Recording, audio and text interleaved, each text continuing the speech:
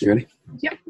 All right, if you haven't done so, make sure you downloaded that. There's one After Effects file in OneDrive, not on Canvas.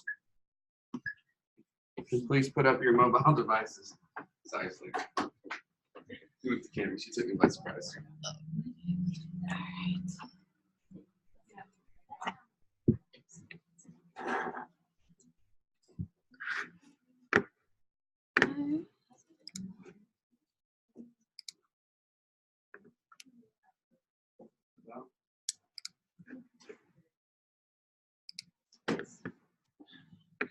All right.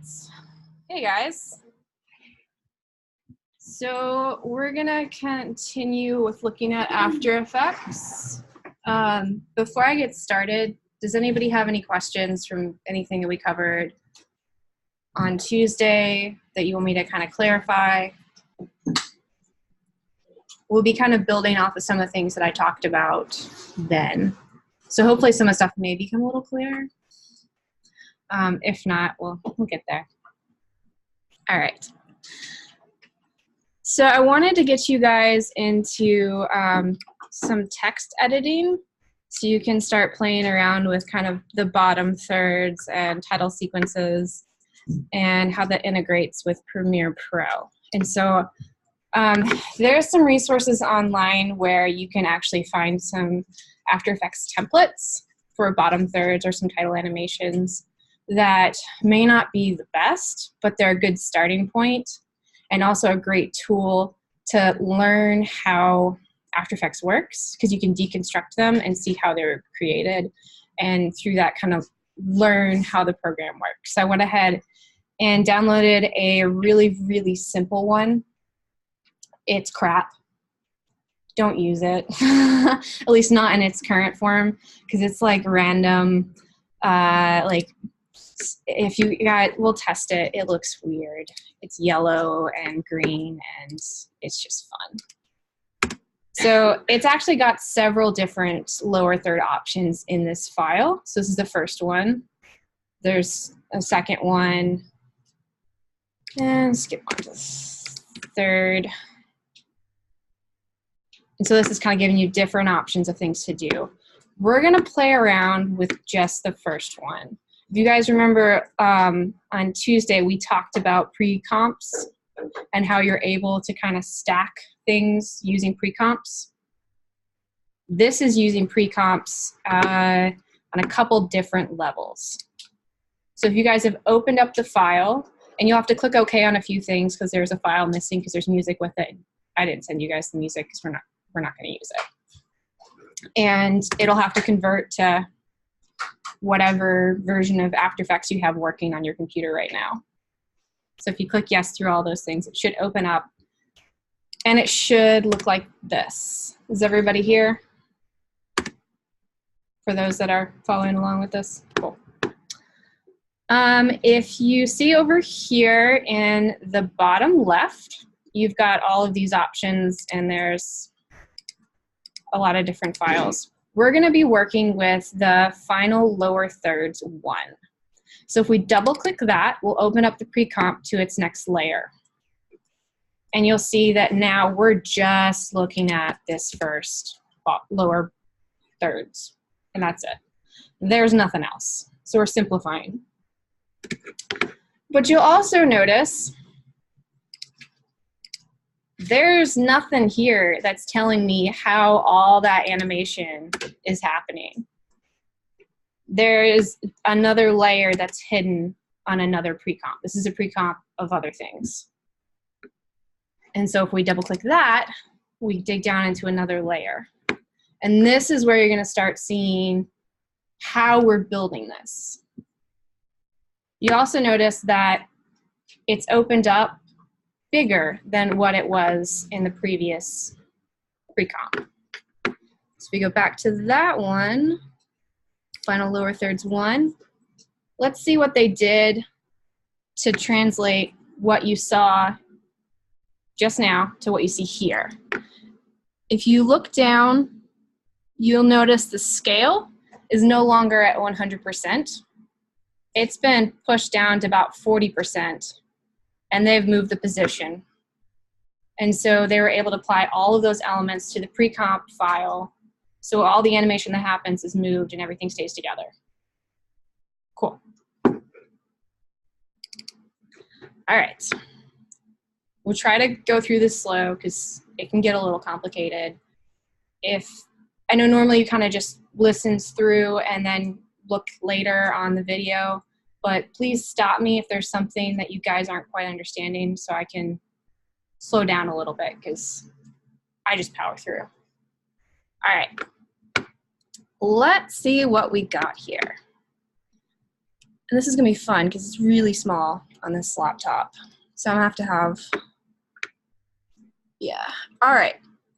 So it looks like we have 1, 2, 3, 4, 5, 6, 7, 8. There's several different files here. And in each one of those different layers, something else is going on. So sometimes a good way to figure out what's what is to kind of go through things one by one. And if you go to the very far left, you see this little eye, very similar to Premiere Pro or any other of the Adobe products you've worked with. You toggle this, it disappears. Toggle it back on, you can see it. So null 1 is, let's do dark gray solid. Let's toggle that one. As soon as we turn that one off, everything turns blue. Toggle it back on, and you got some background. So clearly that one's doing something, and we'll look more into that later. Next is null.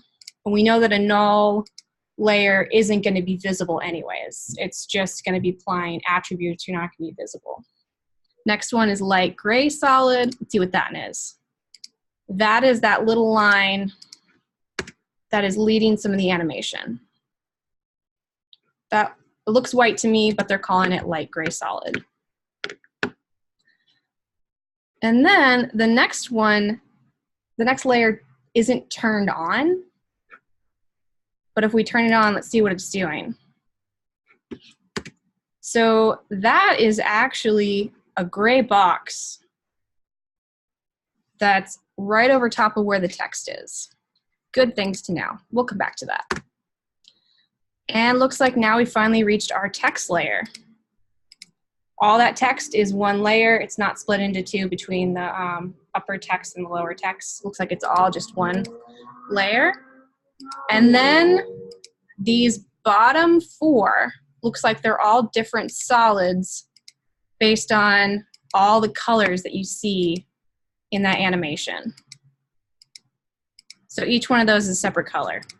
So when we scrub through it slowly, kind of frame by frame, you can see where all those colors are. All those colors are different solids that are layered on top of each other. So we now know what pieces we're working with. We can dig down into those and see what animations we have. All right. Let's open up a few of these. Did I go over parents and childs? I don't think I did on Tuesday. I don't think I got to that. We talked about how if you copied an effect and pasted it onto another effect, that's a fast way to attribute the same effect. Another way to do that is what's called child and parent. So you're gonna, the one that is setting the effect is considered the parent, and all of the child layers follow exactly what the parent layer does. So you can, if you've got a lot of things that are doing the exact same motion, it's a very fast way to apply all those attributes without having to individually go through and tell it zoom or move or what have you. And that is actually handled, if you look down on the third one, light gray solid 2. And if you look in the dialog box on the far side of that, where the other ones above it say none, this one says 2 null 1. So they've gone through and said that this is going to be a child of 2 null 1. So let's see what's happening in 2 null 1. It looks like there's been some animation that's happening. So once we open up the dialog box and open up the transform, we look over here, And I kind of wish it was a little bit bigger. You guys can see this arrow, right, where I'm moving? Okay, cool. You see these keyframes that are set. And that's setting some animation. And those look like they correlate with position, which would make sense because really the only animation that's happening in this entire thing is things are moving. So position should probably be the only animation that we're going to see, which is why I chose this one because it's a little bit more simple, kind of easier to grasp. So it appears if we go up to the very first keyframe and let's scrub through slowly, it looks like there's some position changes that are happening. And then as soon as that arrow is done, some of the animation stops. As soon as the next one is, there we go, we got more animation that's happening. So it looks like positions, and I don't know if you could see as I was scrubbing, if you look very closely under the position, that you see all those numbers that are next to it, they're moving as you scrub. And where it's in the middle, they're stopped. And then you scrub back over here, they're moving. All right. So we know that light gray solid, that little white line, which they call light gray solid, is following the animation of null 1. But it's also doing a little bit more in the middle here. So that's another thing about parent and child. You can set the child to follow the animation of the parent, but then you can add additional animation. So, open this. Let's do transform. Oh, look, we've got more keyframes. So it looks like not only have they made this one a child of null 1, they've added additional position keyframe changes. So that way, after all of this moves from left to right, this little white line is going to then move back across and kind of do a swipe reveal of the text. And then that's its only animation that's happening apart from the parent. The rest of it follows the parent. All right, so we are partway done. Let's keep moving. See what's happening in the dark gray solid. The dark gray solid appears to be a child of the light gray solid too. So you can have stacked child-parent relationships. You got a grandparent, you got a parent, and you have a child. That same relation. So, I mean, it's kind of called that for a very obvious reason. We're very familiar with that relationship, and so you can do that with this. So that one is following all this animation that we just went through and looked at up here. Cool, cool, cool. But if you remember, we're not seeing this one. It's turned off. Why do we have this layer? What purpose is it serving? We're going to find out. Let's go down to the next layer.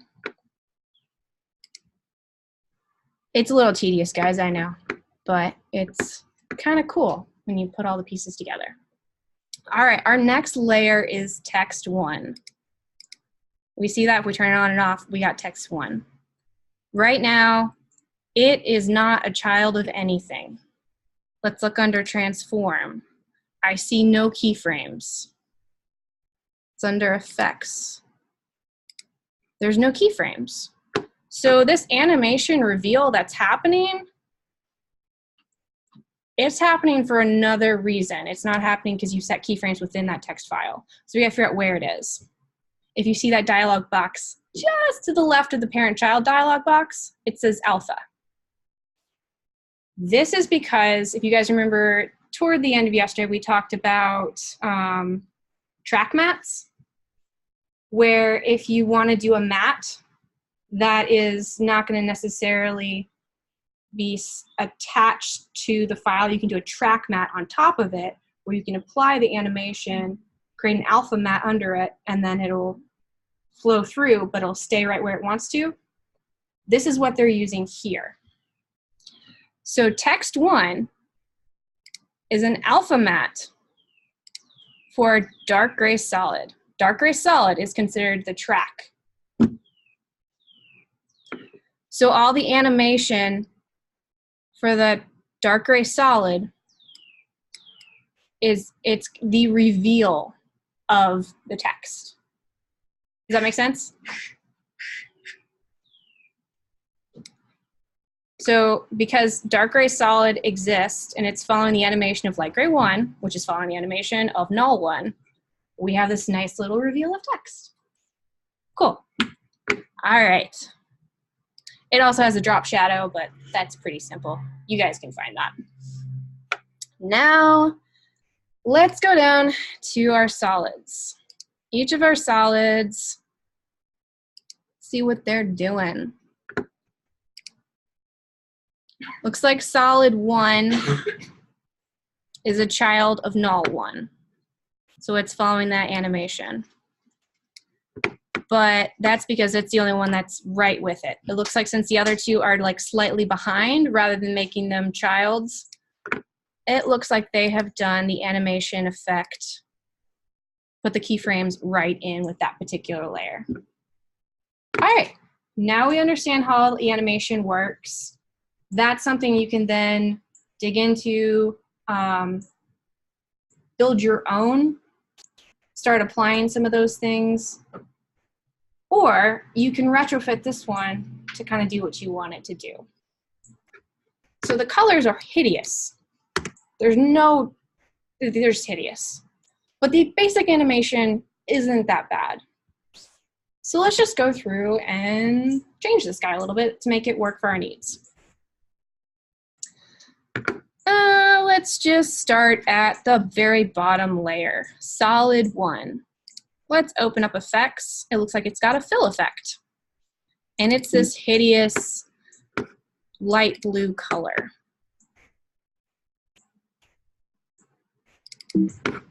Let's maybe make it a UT orange. Or actually, you know what? UT orange with text is going to look awful. So let's just turn off that fill and see what happens. Which one are you? Oh, that's right. This is not that one. It's not the background. That is this guy right there. That dark blue. Yeah, it's that dark blue. Cool. All right, so for whatever reason, it's not letting me do that. Easy enough. We can just add another fill. Go over your effects presets, fill. Under generate, fill. Throw it over to effects. Now we have a secondary fill. Toggle it open. Let's change that to a nice UT orange. And I'm not going to bother to look up the exact UT orange right now. We're going to just call it that and call it good. Let's do the same thing for the next solid, because that is a hideous yellow. Yeah, I think they've got some controls that are, because this is something downloaded from the internet, I think it's just locked in, but you can get around that very easily by just throwing in another fill. Boom. Let's make that fill 2. And let's make you a slightly lighter version of the UT orange. Boom.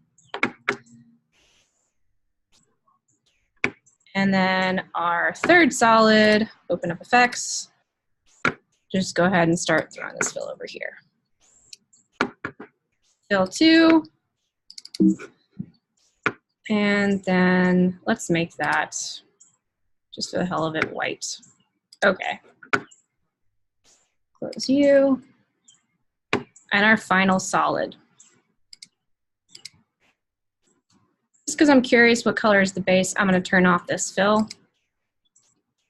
I like that gray, actually. I'm going to keep that.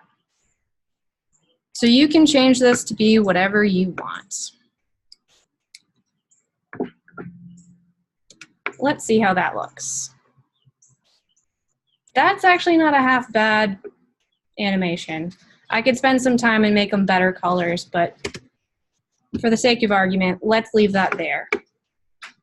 Because what you guys probably want to see more is how this integrates with Premiere Pro and how you can change the text in Premiere Pro without actually having to go back into After Effects and update a line of text here to whoever it is you're wanting to do the bottom thirds for. Let's open up Premiere. Ba-da-dum.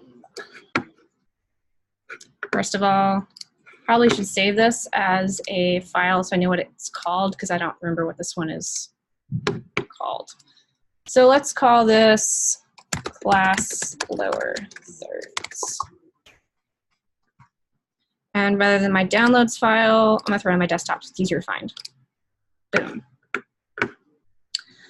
Premiere. Let's bring it into Premiere.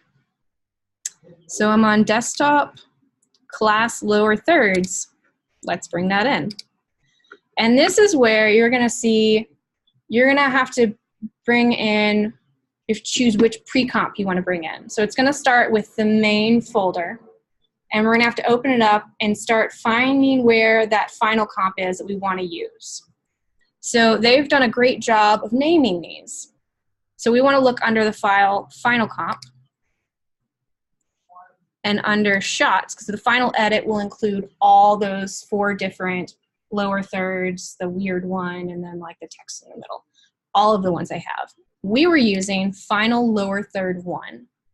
So make sure you know what you're naming things as you're going along, which means I should probably show you how to rename things.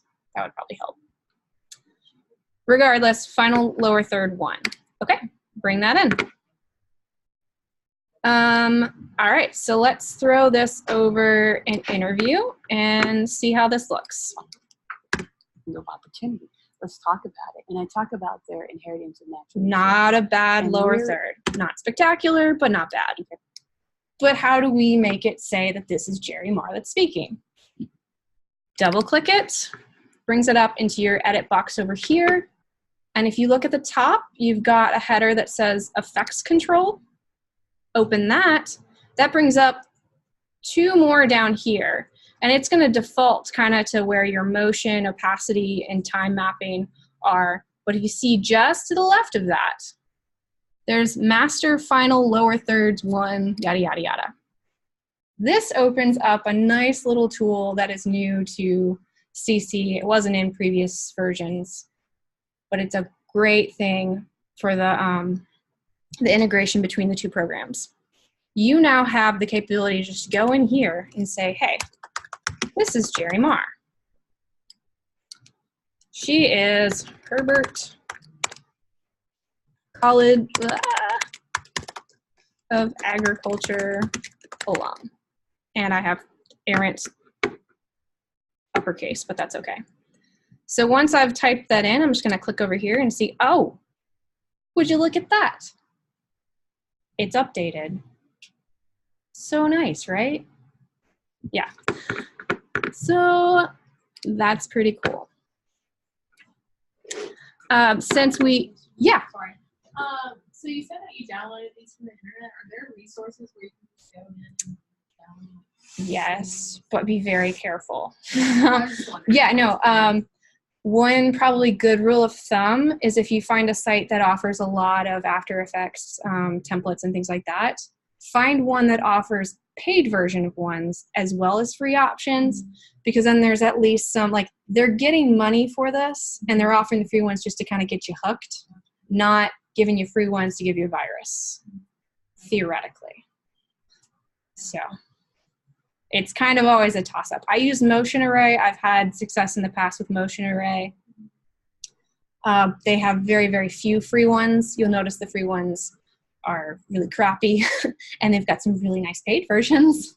So if you have the money, you can buy some. But regardless, downloading 1 or 2 of the free ones is a good way to go through and peel back what's happening and get to know After Effects. You can then create some of your own stuff. Since I did mention that naming is a really important part of After Effects workflow, because you've got so many pieces and parts going on, you really need to know where things are. It's really as simple kind of as, I think is, come on, are you gonna let me rename? I haven't done this in forever. Rename. So yeah, if you right click, you can rename it. It'll open it up and it's editable. So I'm just gonna call it Solid 4 again. So as you're building your different layers, be organized, find good naming techniques that work for you, because you're the one that's going to have to figure out where things are. All right. So that was fun. We figured out lower thirds. Who wants to actually animate something? All right. Regardless, we're doing it. Let's do new project. Yeah, sure, save the old one. And let's do new composition. All right, so when you make a new composition, and so this is different because previously we've always been bringing things into After Effects. We brought things in from Premiere Pro. There were clips. We brought in a template from After Effects. Now we're creating our own. So a new file and a new composition. Let's name it what we want. We're going to call this class test. And you'll notice it's defaulting to 1920 by 1080. That's HD. That's going to be your 16:9 ratio. That's typically what you're going to be working with. If for whatever reason you need to downgrade to 720, this is where you do that. If you need to go up to 4K, this is also where you do that.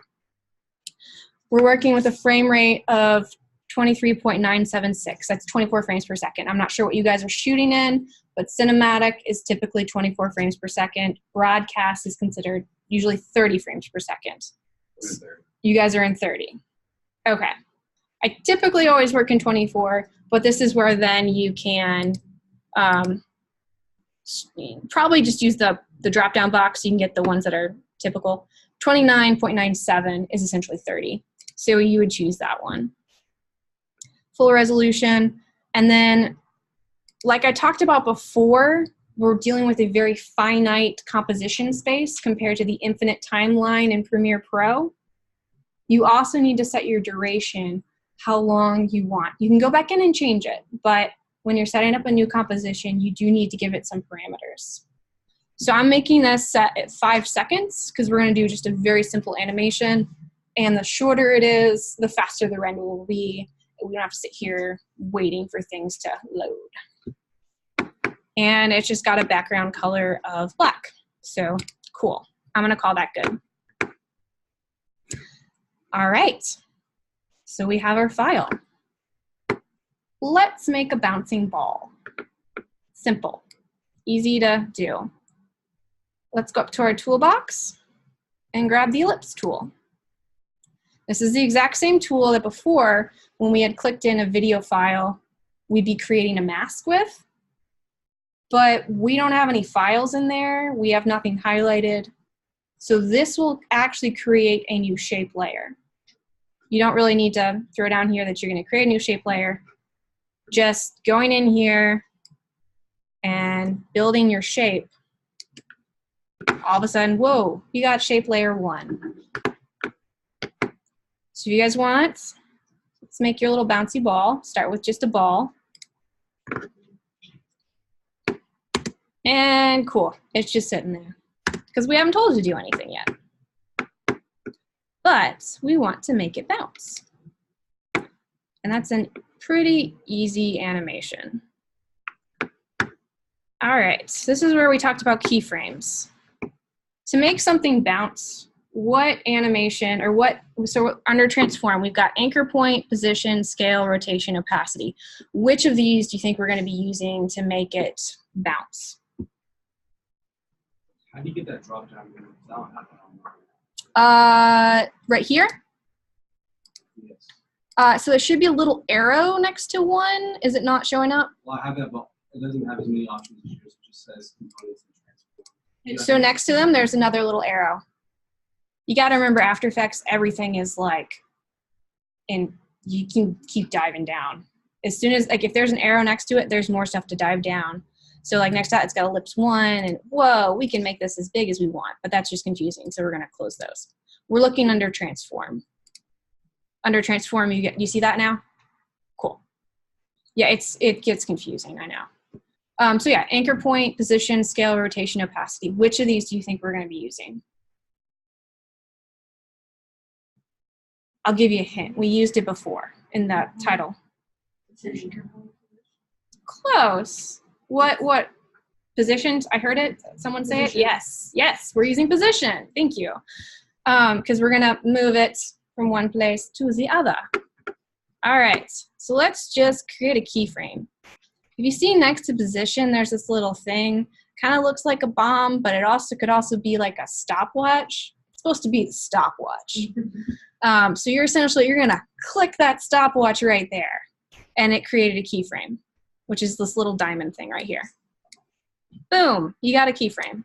And so essentially what you're telling it is that right here in this time and space, the position is gonna be 960, 540. Cool. Let's move on just a wee bit. Let's go up to our tools, because right now we're still on the circle, the ellipse tool. So if we go over here, we're just gonna be creating new circles. We don't want that. Let's go to our arrow, our selection tool. This will be a little bit easier than moving the numbers here, which you can do. It just gets really tedious. Easier. Let's just move this. Oh crap. Do you see this over here? That's supposed to be my path of movement. It's gonna do your path of movement based on the anchor point, not necessarily where that is. So, oops, let's go back. Undo that. So we gotta do one more thing before we do that. So let me go back here. So you were right on the anchor point. We do need to use that. But we need to move it. Come on. To be, you gonna let me move the anchor point? I did this last night.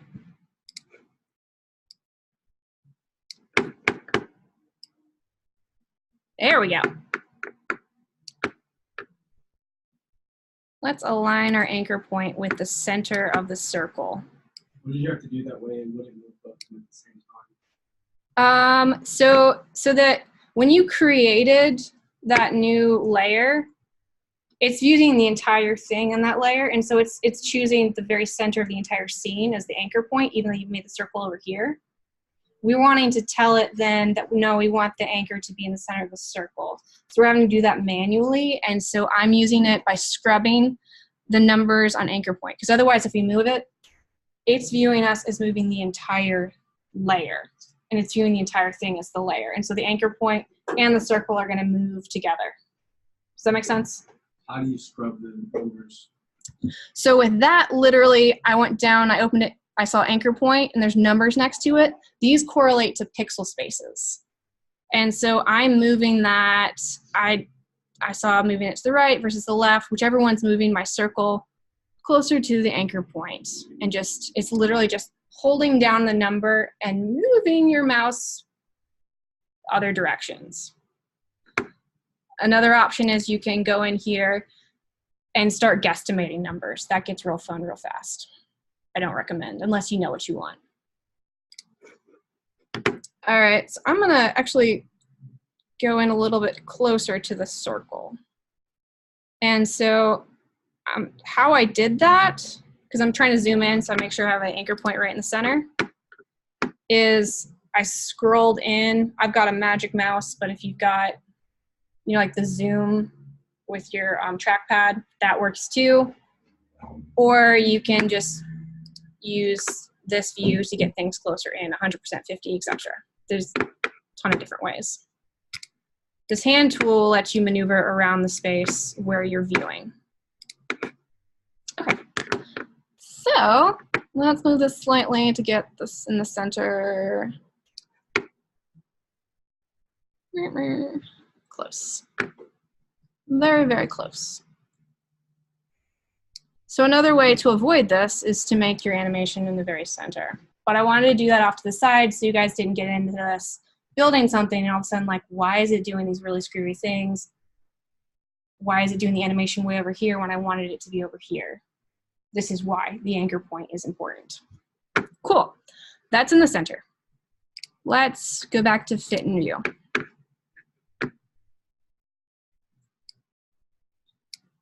All right, so I'm gonna delete that keyframe for the position right now. So if you've got a position key point or any key point that you don't want anymore, you can simply click on it and delete. We're gonna start new. Let's move this guy right up here to the edge because we're gonna drop it down. All right, let's start a new keyframe. There it is, and it looks like it's right about 10 frames. I'm gonna scooch this over, right over to 0. Let's make my new 10 frames one. Let's move it down here. It's gonna hit the bottom. Cool, there's a new keyframe. Let's move it over a few more frames. Let's bring it up here. Oh, do you guys notice the difference that when I started moving it up again, this little dotted line is the path of movement. It all of a sudden started to kind of curve rather than just doing like a straight V. That's a nice thing it's doing for you automatically. You can adjust that, the degree it does that, and I'll show you that later, but we're gonna try and keep things somewhat simple.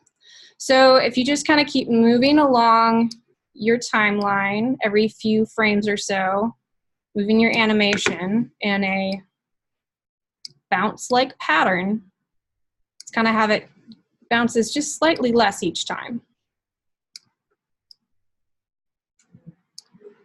Move it on. And now we're just barely bouncing. This guy's got not much left in him.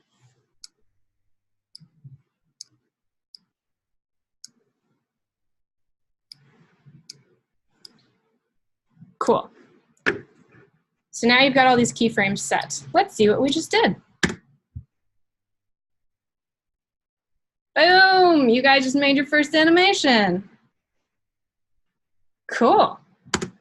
Let's see if we can make it look a little better because it's kind of a little stilted. It's kind of like just weird looking. I don't know, it's not very natural. Because literally what's happening here is you've told it at this 0 frames, this is the position it wants to be. At 10 frames, you want it to be here. So it is, as each frame progresses, moving the exact same amount between each one. So let's say I want it to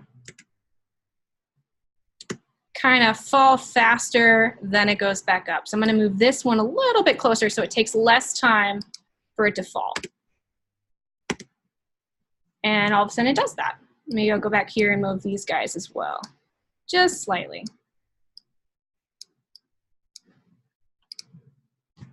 So the other thing is it's kind of an abrupt change from here to here, like between those. There's not like when you bounce at times, there's like a little bit of a lag. We can create that. It's called interpolation. So if you want to, let's just go ahead and do all these at the same time. Well, I'll do one at a time. If you highlight one of your keyframes and you right click it, there's something down here called Keyframe Assistant. And this is where you can edit the interpolation. You got 3 options right here: easy ease, easy in, easy out. Basically what that means is it's gonna kind of slow it. For easy in, it's gonna slow the animation just slightly before it gets there. Easy out would slow it just slightly as it goes out. So just kind of adding some natural variation to kind of help smooth things out. Easy ease does both. So let's just throw on an easy ease. Easy ease is kind of a nice one to throw on a lot of animations. It just softens things slightly. So I'm gonna throw it on all of them. And it won't be very drastic. Let's see how it looks. There's a little bit of a kind of just, it feels a bit more natural. Cool. All right, so I promised you I would show you how to adjust this path. Let's go up here and let's click down here at the bottom. You see on either side of this point, you've got these 2 points. What these 2 points are doing are identifying how much of a curve is happening at that point of position change. We don't want any curve at all. We can move them closer to the point.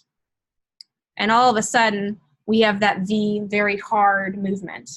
If we want to soften it more, we can pull these. Stop doing that. Come on, little guy. I moved him so close, it doesn't know that I'm doing that. Now I'm just going to go back to those. There we go. You can move it even further out. And all of a sudden, we've got more of a curve there. We don't really want that at the bottom. We want that at the top. So let's move the top guys just a little bit.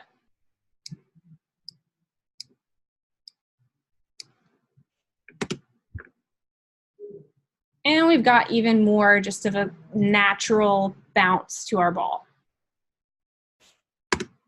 But our ball is bouncing in a very, very 2D plane. We want our ball to maybe, I don't know, bounce away from us. How could we do that? When you're drawing a picture and you're depicting foreground, middle ground, and background, what do you use to show people what's in front compared to what's in the middle and what's in the back? Size, yes, exactly. So a hand is going to look a lot bigger if it's right here in the foreground close to you compared to if it's across the room. The same concept applies to animation. So let's go back up to the front, and we have scale. Let's throw this scale, let's make this guy real big. And so to do this, you can either click in where the numbers are and move them by moving right or left, or double click and literally write in, like, let's call it 200%. That's a big old ball. All right. That's cool, but right now our ball is 200% the entire way. So we want to add a keyframe. So we're going to tell it to be 200% here. But by the time we reach our last keyframe for our position, we want it back to 100. See what happens. Oh, it's like away from us. Cool. All right. So what if we wanted it to be coming toward us? Well, let's just switch those keyframes. I'll drag our first keyframe that had it at 200%. I'm going to go past that one just so I can know where it is. Grab my one that's 100% and move it up here. So let's see what happens there. All of a sudden, the ball is bouncing toward us. So yeah. That's a stupid little animation to show you how you can use animation and do other things. If you want a bouncing ball, cool, you know how to make a bouncing ball, but you also know how to make a lot of other things and play around. So how am I doing on time? Where we at? It's 1:27. Yeah, about 10, 15 minutes. All right, cool. We'll do some very basic title animation. I'll just get you introduced to some of the presets that are available, because that'll give you some tools to go back in and deconstruct some of those. So, because I'm lazy and I don't necessarily want to make a brand new file, let's just click Shape Layer 1 and delete them. Bye, bouncy ball. It's gone. Let's go up to our file, or our tools up here, and grab a text tool. And we'll build a text box right here in the middle. And start texting. Working title. Cool. If you see on the far right, it may not be open. It usually does open as you click the type tool. There's a character option over here. And like we played around with yesterday, we can change the font to be whatever we want it to be. I kind of like Gotham. That's cool. You can change the color. You can change whether it's thin, italics, bold, etc. You can change the size of the pixels. You have to highlight your text that you're working with to do that, but theoretically, you can change. So instead of 132, I want 140. It's a little bit bigger now. Cool. And you've got other options down here, and you can play around with those. But just working title. Not super exciting. You open it up, very similar to our shape layer. It has text, which we didn't have before it had shape, but it also has transform and all of these down here. you can apply all of the same animation that you did to the bouncing ball to text. So all of that, same rules apply, keyframes, all that stuff. We're gonna go over here to effects and presets and just see what After Effects has as just some basic things to get you started. So I had typed in fill because using that earlier. I'll delete that and see, scroll up to the very top. The very first one is animation presets. Does everybody see that? If you click that and toggle that open, you get a lot more. Let's look under text. And let's do an animate in. Let's see what we want for that. And you've got a lot of different options. And some of these are super cheesy. I'm just gonna tell you right now. Like, let's do center spiral. See what happens with that. Drag that on over here. Play it. Yeah, there's very few circumstances you will ever use that. Like, don't. Unless you're doing some like really messed up video. Then it might work. But regardless, we can use it to kind of see what they're doing. So I open up transform. I don't see any animation stuff that's happening in there. Let's open up text. That's where you find the spiral and the fade in, and that's where they've done those animations. Those are crap. I'm gonna do Command Z and get rid of them. Let's try some others. Drop in by character. What's that about?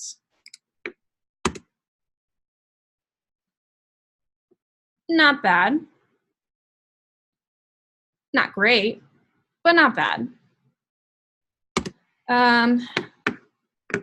Let's get rid of you and let's do something similar. Let's do typewriter. This is one I've done by hand before I realized they had it in a preset and would have saved me a lot of time. But that's all right. It's good to know how to actually do these things. So that's one that would be very nice to have, but you want to be able to maybe have it go a little faster or just learn how it's animating in. So you see, if we look open, there's a keyframe there and there. So our animation is happening from here until here. It looks like it's happening under Animator 1. Let's open that up. And it's called Range Selector 1. Let's open that up. And this is not going to make much sense to you. It looks like it starts at 0% on the start, and then it gets to 100% at the end. Well, why the crap does a range selector going from 0 to 100% mean that each character is slowly becoming apparent? It's because if you scroll up to path option, well, where are you? There it is. Under more options, you'll see the anchor point grouping is on character. And the range selector is what range of your text is visible. So when it's at 0%, 0% of your text is visible. When it's at 100%, 100% of your text is visible. And the way it's going to reveal that are more options for the group alignment or the anchor point grouping is character. So if we were to change that to word, well, not there, here, per character palette. Well, where'd you go?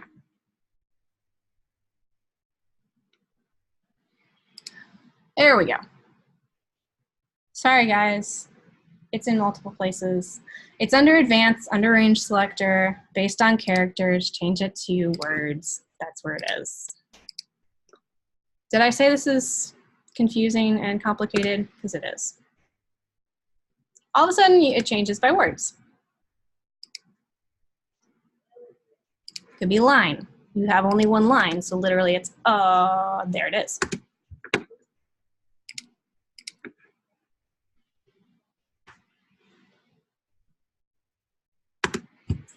So at this point, you should have basic tools to do some bottom thirds, some very, very basic animations. And what I would suggest is when you're watching movies, when you're watching clips on Facebook and they have like opening title sequences and different things like that, pay attention to how that stuff happens. Because then you can start to deconstruct, oh, that's probably a positional move. That's a fade in. We're bringing opacity from 0 to 100% to make that happen. You can do an animation where a word literally writes onto it and it's following the line from 0 to 100%.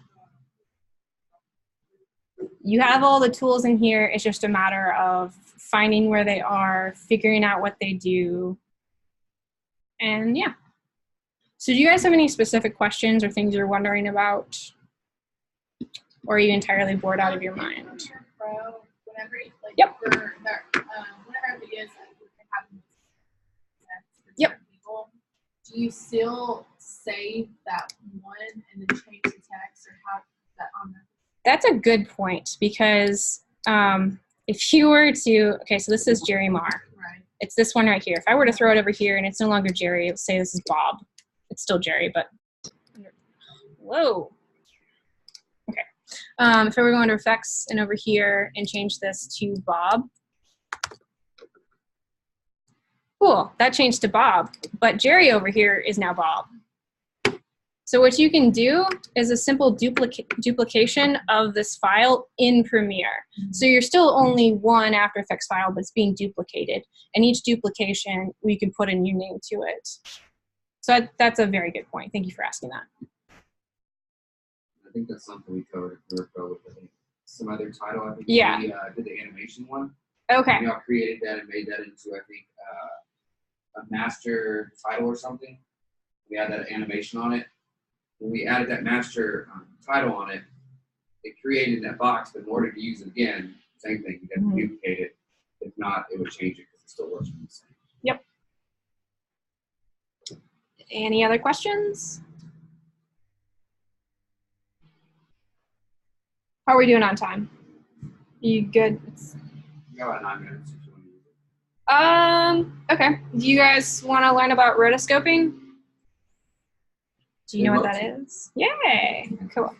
All right, so do some very basic rotoscoping. Let me find a good clip to use for that. This guy should be good. So let's bring our trusty little garden scene back in here with the rock. Let's open it with After Effects. Cool rock. Desktop, cool. Pull a video up in here, you have to go to import.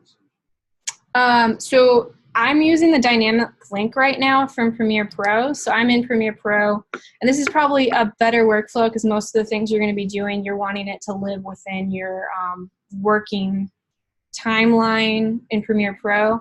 And so I just right-clicked it in Premiere Pro and then said replace with After Effects composition. And so that automatically opened it in After Effects with the exact same parameters that are in Premiere Pro. Sure. You got some questions? Check this real quick. Under replace footage. Did it stop? No, I don't think so. But I don't know.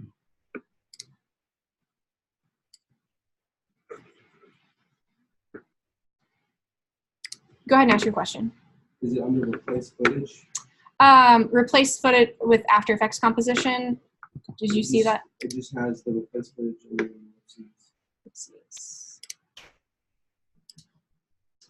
Don't know. I'd have to look at that. So you're in Premiere Pro, and you've thrown some footage in Premiere Pro on your timeline. It have to be from the timeline. Has to be from the timeline. Yep. Has to be from the timeline. Because you're only going to want to work with the finite clip that you want. So then once it's into the timeline, try right click, And then at that point, do you see replace with After Effects composition? Cool. So that will automatically open up After Effects. There's our pretty little clip. I am going to very quickly throw on some text for working title. Also, you also have paragraph edit, so you can make this left justified, center justified, etc. So I'm going to make that left justified. I'm going to make this a little bit darker, so hopefully we can see it. Ish. Close enough. All right. So I want that, and theoretically, I would have used my 3D camera tracker to kind of place that in the road like we talked about yesterday. But I'm not taking the time to do that, partly because I don't want it to restart like it did before. But pretend it's on the road. You see how all of a sudden we've lost that illusion of 3D space because the rock all of a sudden is behind it. We want the rock in front and the title there. So in order to start teaching what is considered foreground, middle ground, background, we are going to use what's called rotoscoping. And so make sure your working title isn't clicked, but your footage is clicked. There is a tool up here at the top. It's called a roto brush tool. Let's make sure we are at the very beginning. Let's click the roto brush tool. We're highlighted on our footage. We're at the beginning, 0 frames. And then this is literally teaching it what you want to paint in the foreground. So let's click. Okay. Also, fair warning, you have to work in the layer, not the composition. Sorry about that. So double click on it so you're in the layer view, not the composition. Then it'll let you highlight. And then you see that purplish line that's appeared. It's tried to find an edge. And it's viewed this edge right here at the edge of the rock. And then, so everything in this weird purple line is considered a foreground. Oh, I'm so sorry, guys. I completely forgot a very, very important step. Duplicate your video file. Before you do that, duplicate your video file, because otherwise it won't work as cool. And throw that on top of the text. So you've got a base file, video file, working your title, and then you've got this up here. Now we're going to double click in that.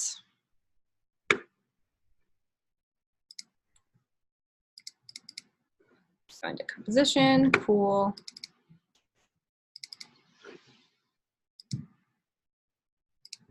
And then double click into that top layer one. You got your rotoscoping tool up here. We painted in. How do you duplicate it? Is it just a double click? Sorry. You click on the file and the source name? Command C, Command V. Oh, really? Yeah, just copy and paste it. There's another, if you go into like edit, I think you can do. I just didn't know if it was like on Premiere Pro because you can double click.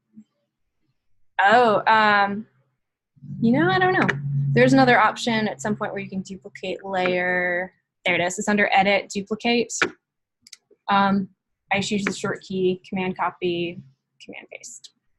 So thank you. I forgot to tell you what I'm doing with the short keys. All right. So now that I've kind of confused you there.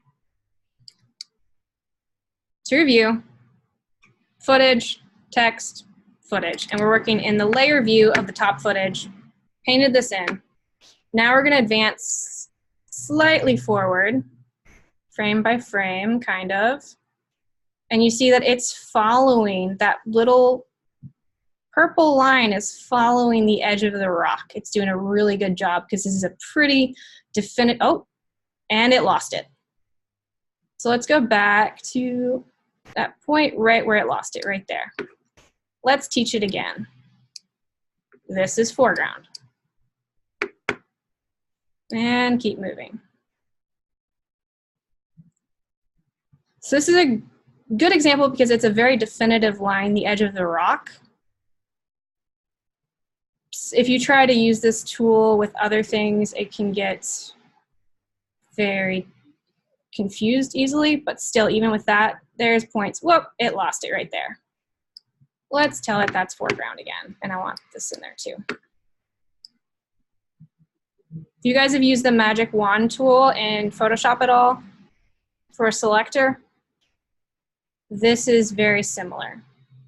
Oh, look, the top of the rock isn't in there. It's not very important because what we're going to be doing, but let's just throw it in there. All right. Well, it's, oh, there, it lost it. Where's that point? There. Now let's say I'm being lazy. Oh man, I got way too much. I don't want that to be included. The Option or Alt button kind of treats it as negative space. So if you click that and then click these areas, you're telling it, no, don't include this. So it went from being green to red. And that's probably good enough to show what we're talking about. So let's go to back to our composition view, because we can scrub through this entire thing and yeah, see what it does. But let's go back to here and let's press space bar. Well,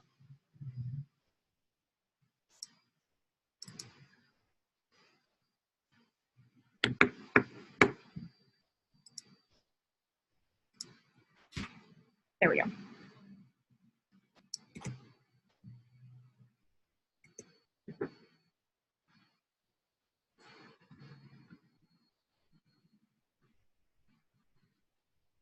All right, it got my files mixed up. That's on me.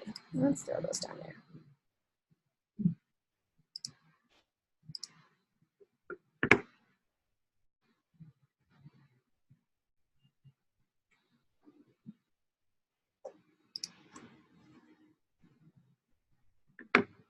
Will you edit, duplicate? Please delete the roto brush without deleting the others. Awesome, cool. Well,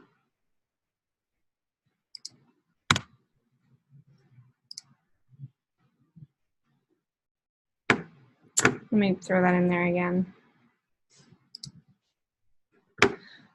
Well, I'm sorry, guys. I did that before when I duplicated it, I duplicated the roto brush. So the background that should be there, it kind of disappeared. Sorry about that. Which tells you that the order you do things is very important. So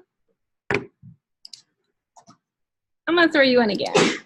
And this, I'll scrub through it really, really quickly.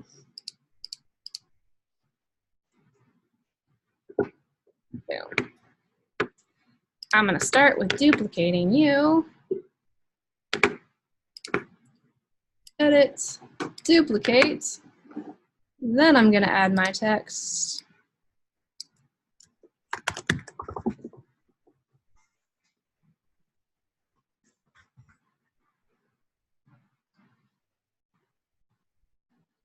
Boom. Layer, roto brush, boom. Scrub, scrub, scrub. Boom.